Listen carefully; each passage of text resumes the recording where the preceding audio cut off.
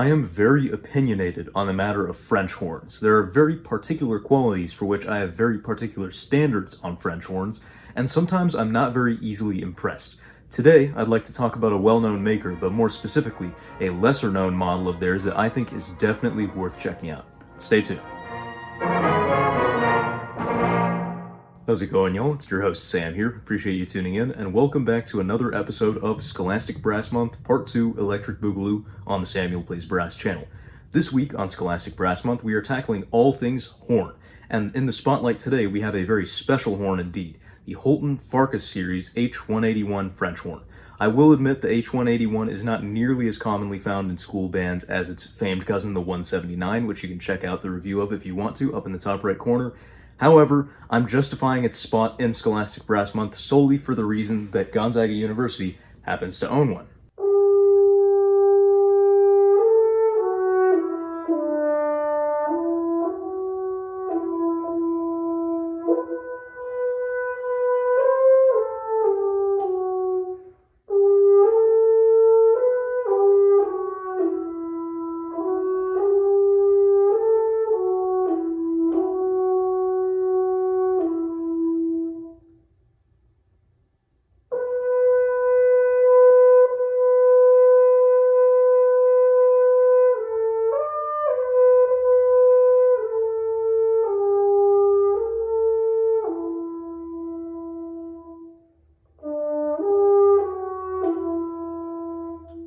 Let's take a closer look at some of the features of the Holton Farkas H181 French horn.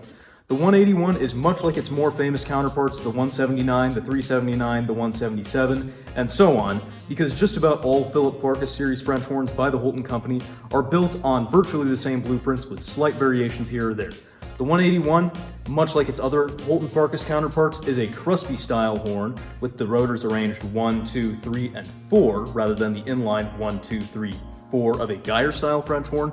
But what is unique about Farkas style French horns as opposed to some other Crosby wrap horns like the Conn 8D, which I play on, is the fact that their version of the Crosby wrap is a little bit more compact in the hands. And part of the reason for that is because we have an extra slide on this instrument. This is really interesting. So on the back of the horn, we have our typical tube that you find on a Crosby wrap. Facing this way, we have a tuning slide here that tunes notes both on and off the trigger, both B flat and F. This tuning slide here is F only, or only notes off the trigger. This slide over here is mostly just used as a dump slide for convenience sake, but it also only attaches to the F side of the horn. But then we have this little loop here that you should press the trigger before you pull on, and that's because it is a B flat tuning slide. This only tunes notes on the trigger or on the B flat side of the horn.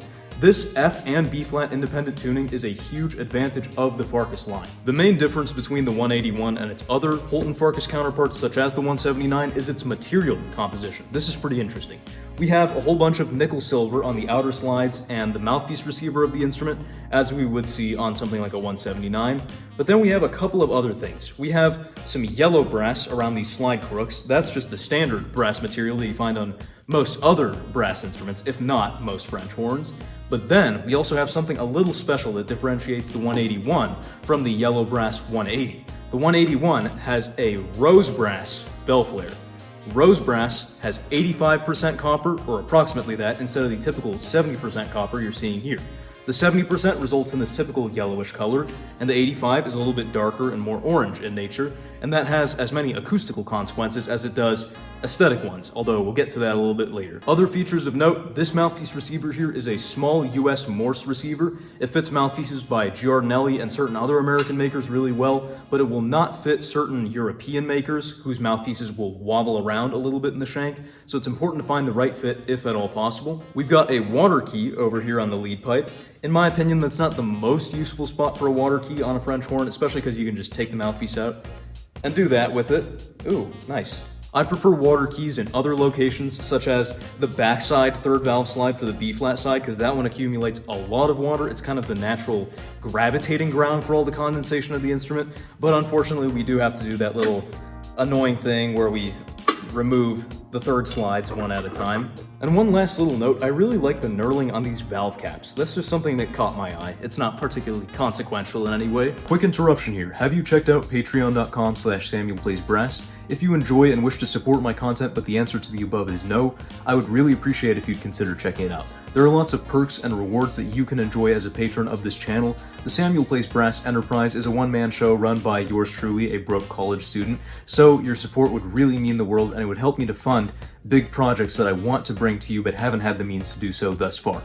So if you get the chance, please consider checking it out. Thank you. Something that seems to be pretty constant across all of Holton's top tier French horns is a really incredible high register. That to me, when I reviewed the H179, was one of its main selling points. It was very easy to just place and sit on high notes, and they had a really remarkable ringing tone quality to them.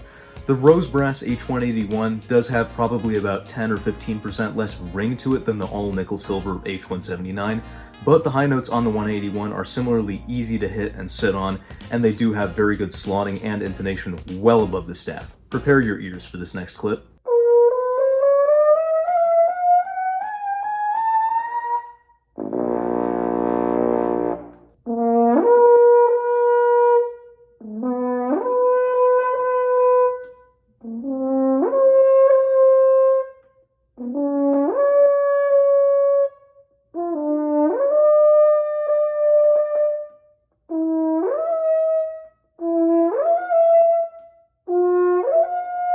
Now, as far as things go below the staff, I've yet to find anything that holds a candle to my Conn 8D. I mentioned in my 179 review that I wasn't a huge fan of its lower register. It's not that it was bad or anything, it just wasn't quite to the same singing standard as its high notes were. I think the 181, for whatever it's worth, does have slightly better clarity down low, but it does get to be a little bit foggy and a little bit wishy-washy once you start approaching that dreaded low G partial 2.5 ledger lines below the staff. Like I say, that's not a fun register for any horn.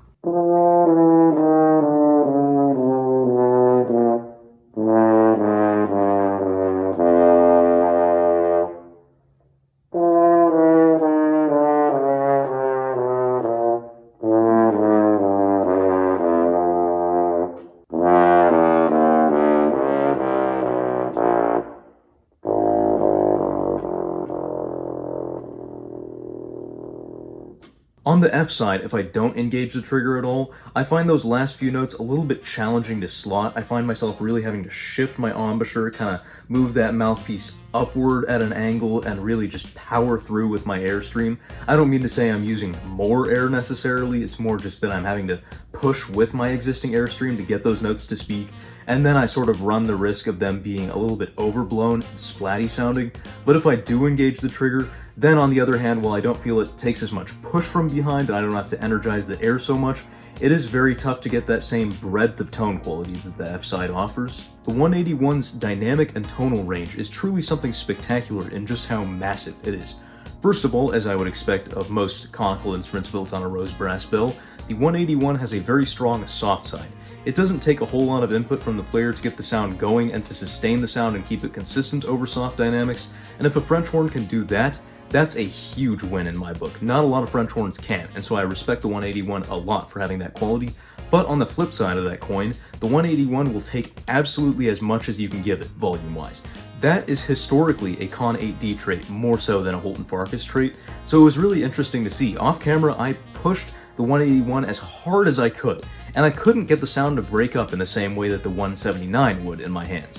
And I think that's partially the nickel-silver bell tends to cut and project a little bit more, whereas the rose bell of the 181 just soaks up all that sound and just spreads it around the room. Now, one more thing about the bell, I should once again reiterate that it has a massive bell throat, so if you're not used to these big profile horns, it can be tough to find the proper hand position. I definitely subconsciously was retreating my hand a little bit too far out of that huge bell throat, and my sound was starting to get a little bit edgy and out of tune unless I brought my hand back into the proper insertion. Now let's firmly and squarely address the tone quality of the H181.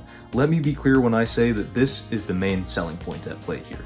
Especially with a deeper cupped mouthpiece such as the Giardinelli C8 that I was doing most of the playing on in this video, this horn has a really beautiful sound that is just round and soft and gentle, almost irrespective of the dynamic you're playing.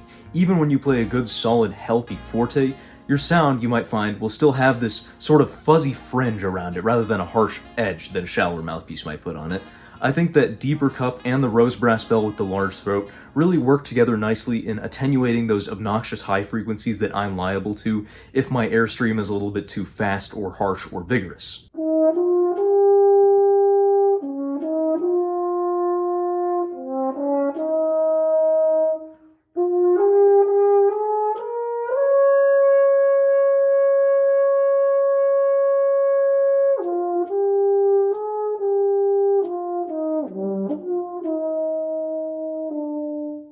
Now, if I put a shallower mouthpiece into the shank, such as this Giardinelli Barry Tuckwell model, then things are a little bit of a different story. If you approach it softly, then it still does have that sort of fuzzy fringe, and it's very pleasant. But once you start stepping on the gas, then it definitely starts behaving a little bit more like a 179. Not nearly to the same extent, I would say, but you definitely are cutting through more than spreading through the hull.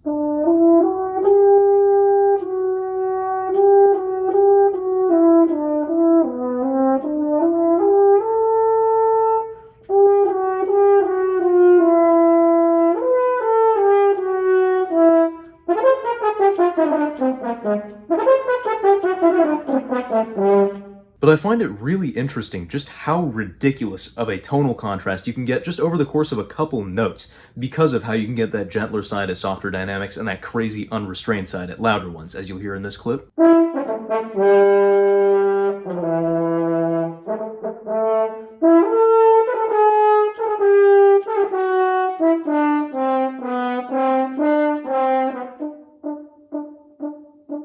And what's interesting about the 181 is I found it has a good blend of sort of hull sound and mic sound. These are two very different things. For instance, the Conn 8D, sure, it sounds great in a big hull, but one could argue it was actually designed to be good for having a mic positioned right up against the bell.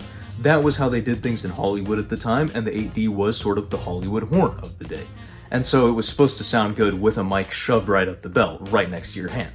In this case, I think the 181 doesn't have quite as amazing of a mic sound as the Conn 8D, but it's pretty strong in that regard, and I love how it sounds just from afar in a big empty hull, so I had to record some raw audio for you in addition to the mic stuff. I'll admit I've been laying it on pretty thick the past few minutes with the 181, so at this point I'm going to take a step back and give the caveat that I definitely see why it's not as widely used as its more popular cousin, the 179. I think that rose bell takes a little bit more feedback and isn't as receptive to it as the nickel silver bell of the 179 or even the yellow brass bell of the 180 model. And in general, especially for wind ensemble playing, I think a lot of people find nickel silver or yellow brass to be generally preferable over rose brass when it comes to French horns, just because it gives them a more zippy and responsive both sound and playing experience, which is helpful in settings like the wind ensemble. But that being said, I think this is a really strong choice for some of the lower chairs in the wind ensemble, or moreover, solo playing, chamber playing, and orchestral playing. Those settings do not demand as much bite or harshness from the French horn, and I think the 181 can really excel in those settings if you can learn to sort of control it and give it the impulses it desires from you as a player, which is a little bit of a different ball game than on the 179, which is just a notoriously easy to play horn. But nonetheless, when you do find that slot on the 181, things just lock in and it's extremely rewarding.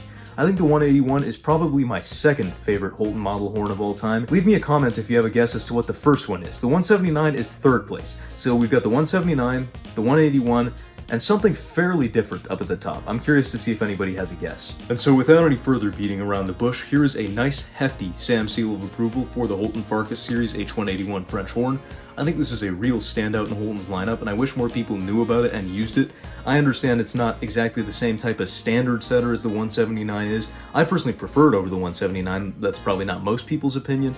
But then again, every Farkas horn is going to be supplied straight out of the factory with a Farkas MC mouthpiece, and the MC cup is so narrow and shallow that I think you can get just as bright as you want on any horn using that mouthpiece. And so with that said, I think the 181 has all its bases covered. I found I really enjoyed it. I hope you've enjoyed listening to me gush about it as much as I've enjoyed playing it. If you have, make sure to leave a like and a comment on this video. Your support is greatly appreciated. Until next time on Scholastic Brass Month, you can find more instrument reviews in the playlist up in the top right corner in the card, but remember, they're coming out just as we speak. And until next time, we'll see you on the flip side. Thanks for watching, everybody. If you want to support the creation of bigger and better content on the Samuel Plays Brass channel, have your name featured right here, and a whole host of other perks and benefits, then please consider pledging your support at patreon.com/SamuelPlaysBrass. For now, you can find more videos in the end screen cards to my left.